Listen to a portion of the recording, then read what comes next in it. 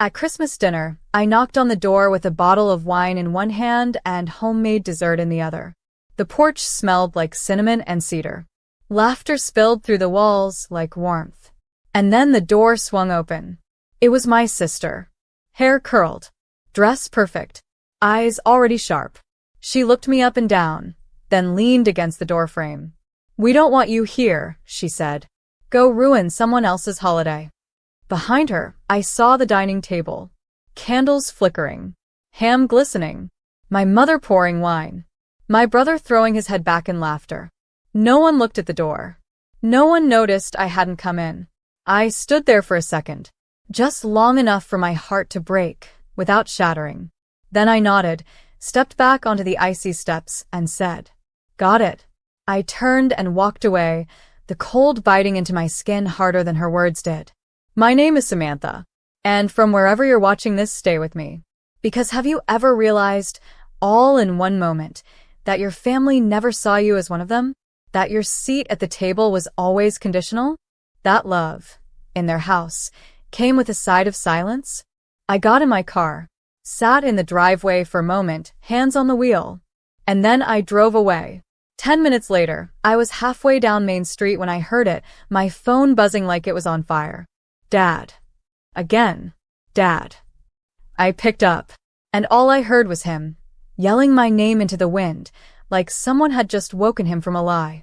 "Samantha, where are you? You need to come back, now." I pulled over, rolled down the window, let the cold slap my face and whispered, "Why?" "You all looked happy without me." What he said next changed everything. And by the time I turned the car around, I wasn't coming back as the forgotten daughter. I was coming back as the truth. The panic in his voice wasn't subtle. Not irritation. Not guilt. Panic. "Your sister told us you weren't coming," my dad said breathlessly. "She said you were spending Christmas with friends. That you'd decline the invite." "I texted Mom 3 days ago," I said, my voice flat. "I never saw it," he replied. "We thought you were just avoiding us again." Avoiding? I pulled up to the side of the road and stared at the phone like it had personally betrayed me. "She told you I wasn't coming, then slammed the door in my face when I did?" I asked. "She what?" he said, his voice rising. "She did what?" And that's when I realized. This wasn't just cruelty.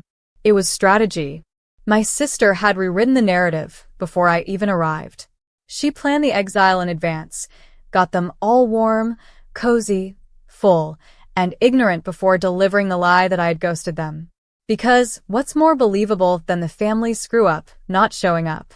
"Samantha," my dad said, "I'm so sorry. I didn't know. I swear to God I didn't know." I exhaled, slow and steady. "I know, Dad. But she did." I turned the car around. And this time, I wasn't driving back with cranberry pie and good intentions.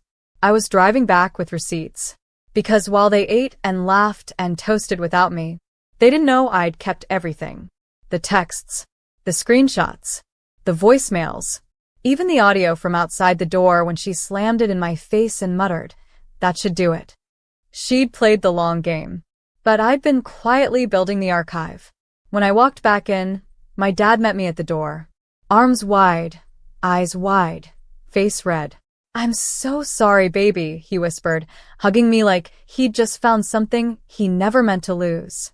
But over his shoulder, I saw her, my sister, standing frozen at the end of the hall. Champagne flute still in hand, smile cracking, color draining, because I wasn't supposed to come back. And I sure as hell wasn't supposed to come back with the truth. The room went still. Forks paused midair. My mother's eyes darted from me to my sister, like she was watching two versions of a memory collide. "Samantha," she said carefully, "we didn't think you were coming." "She told you that," I said calmly, peeling off my coat. "I never said it." My sister finally stepped forward, but her voice was too light, too late. "I just didn't want everyone getting their hopes up. You've missed a lot lately." "I've missed a lot," I repeated. "Or you've explained away a lot?" Dad turned, eyes narrowing. "Did you read her text or not?" My sister blinked. I might have forgotten." "Forgotten?" I said. Like how you forgot to tell them I left a voicemail. Like how you forgot to open the gift I sent last year, but managed to post it on your Instagram anyway with your name on the tag. Gasps. My cousin put down her glass. My mother looked like she'd been slapped. I have the receipts, I said, pulling out my phone and tapping into the folder labeled Holiday Gaslight Chronicles. Yes, I had named it. I didn't want this. I really didn't. I continued. But I'm tired of being the villain in your stories. I hit play. And there it was. The voice memo. My sister, at the door just hours ago. We don't want you here. Go ruin someone else's holiday. Then, her voice again, muttering as she turned away. That should do it. The room collapsed into silence. My aunt covered her mouth. My brother stood slowly, like gravity had shifted. Even the kids stopped chewing. My sister took a step back. Okay, she said, her voice shaking. Maybe that wasn't fair. But you've always made things about you. I haven't made anything. I cut in. I've just stopped letting you erase me. Dad turned to her, his face thunder. Out, he said. She blinked. What? You heard me, he said. Get out. Dad. Now. She looked around the room, expecting someone, anyone, to defend her. No one moved. And for the first time in my life, my sister looked truly, completely alone. She left. No shoes. No jacket. No last word. And the second the door shut behind her, my mom said softly, "Why didn't we see it before?" I looked around the table. I think deep down you did. But now? They couldn't unsee it. Dinner resumed, but it wasn't the same. The laughter came slower now. The wine glasses clinked quieter. And for once, the tension in the room didn't come from me being there. It came from the fact that they'd finally seen what I'd carried for years. After dessert, my father pulled me aside into the hallway, away from the whispers, away from the questions. He looked shaken, embarrassed, like a man standing in the wreckage of a home he thought was built on love and just realized was built on loyalty to the wrong daughter. I failed you, he said. I swallowed hard. You believed her. I wanted to believe both of you, he admitted.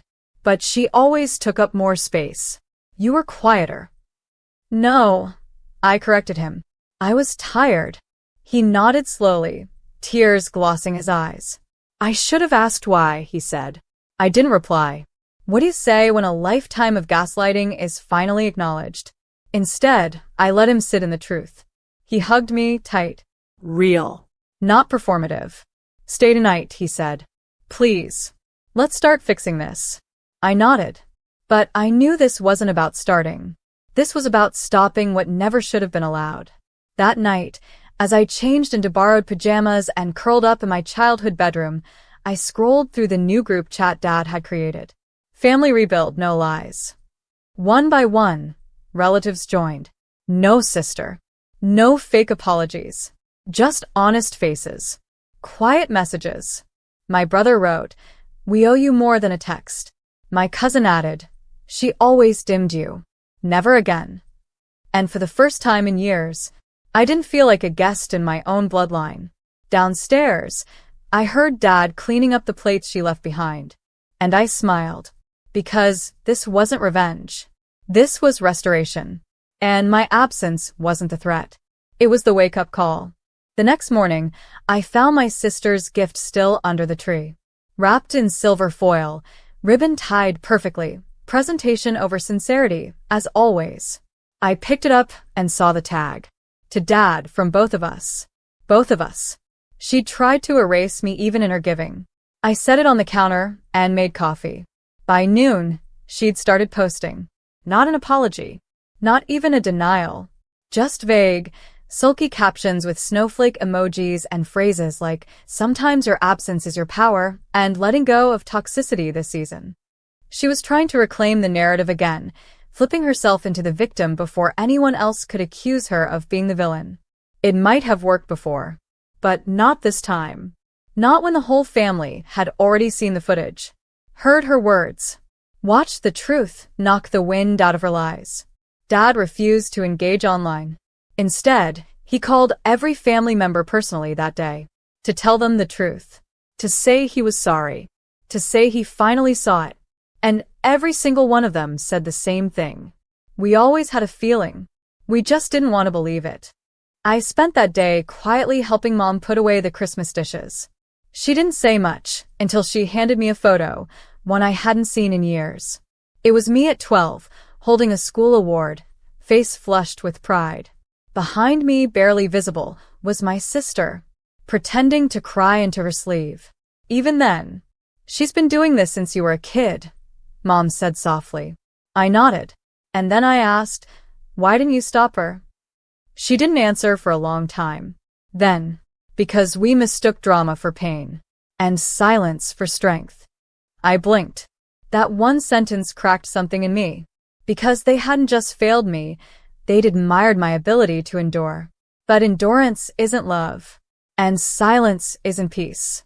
That night, I lit a candle and wrote a letter to my younger self. It started with, "You were never hard to love. They just didn't know how to hold you without guilt." And I ended it with, "Next year, you set the guest list. Because family isn't just who invites you in. It's who honors you when you show up."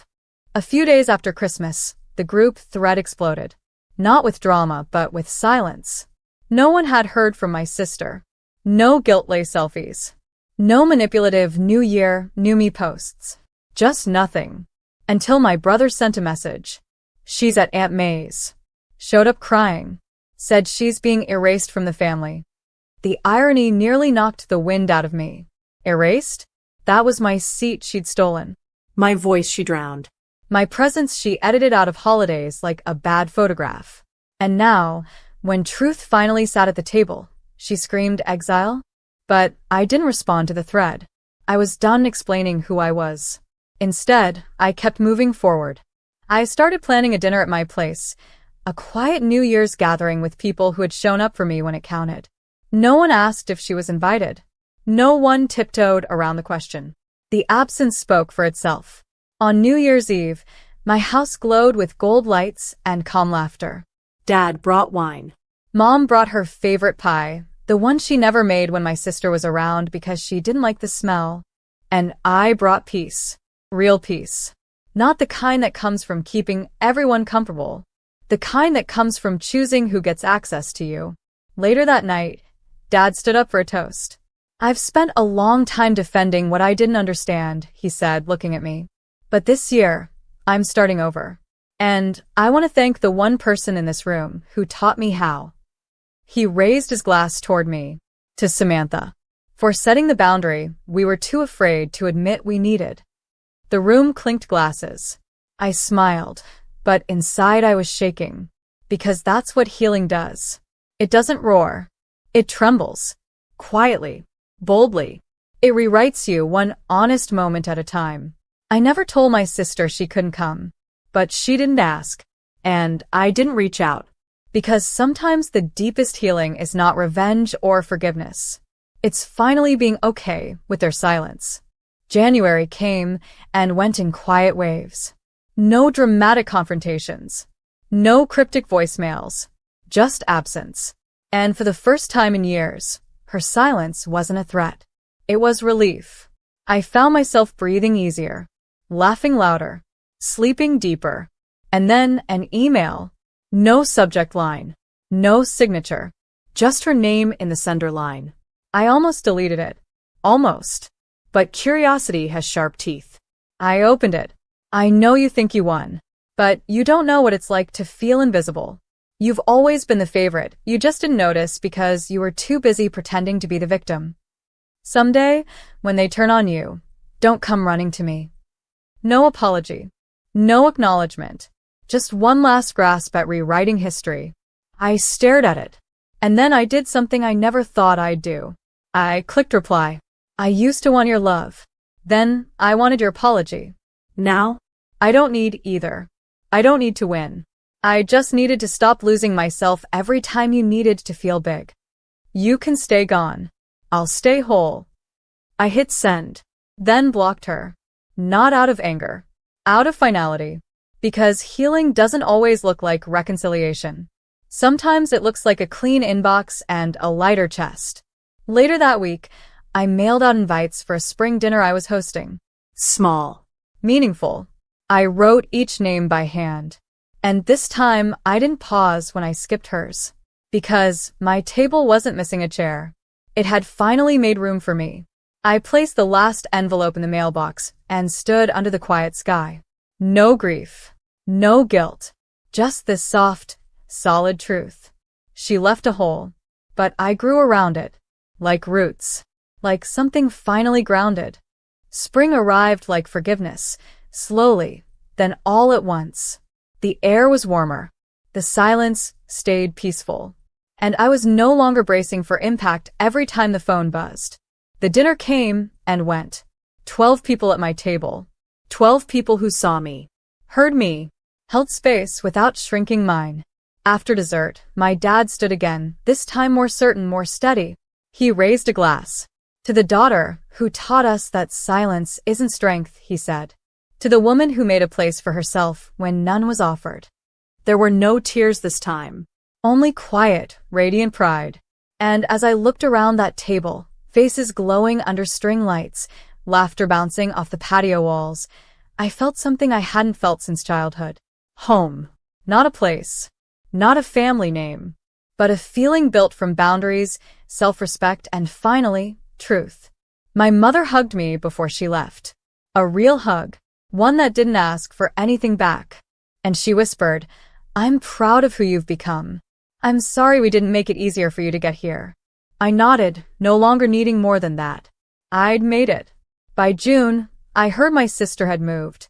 New city. New cycle. Still trying to spin stories without anyone left to cast in them. But I didn't follow. Didn't check her socials. Didn't care who she pretended to be next. Because I was busy living. Not proving. Not performing. Living. And on the first day of summer, I sat on my porch with coffee in one hand and sunlight on my skin, and I whispered the words I'd waited a lifetime to say. She can't hurt me anymore. And, even better, she can't rewrite me anymore. I wasn't the villain. I wasn't the forgotten. I wasn't the afterthought at the holiday table. I was the woman who stood at the door, heard hate, and chose truth anyway. I was the woman who turned a slam